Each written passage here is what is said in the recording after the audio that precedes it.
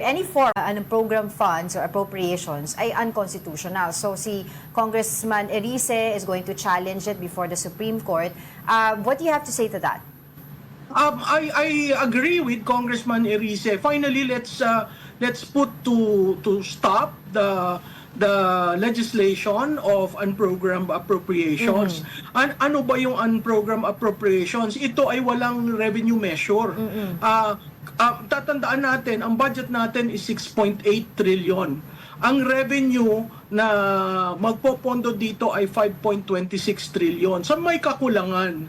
So paano mo mapupuno yung unprogram kung ang revenue measures mo ay ganoon, no? Pangalawa, ang program rini-release lamang kung napopondohan. Yes. Wala namang certification from the Treasury na nagsasabi ito ang katapat na pondo niyan. So, nag-agree ako doon sa pag-test nung unprogram. Nagsimula ang unprogram ng 1989, nung panahon ni Presidente Cory Aquino. Napakaliit lamang noon.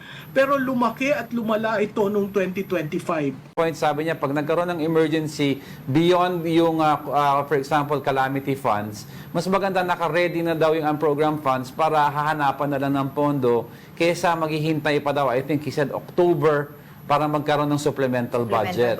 So ano po yung take nyo doon? Alam mo, Diego, mas gugustuhin ko magkaroon ng supplemental budget.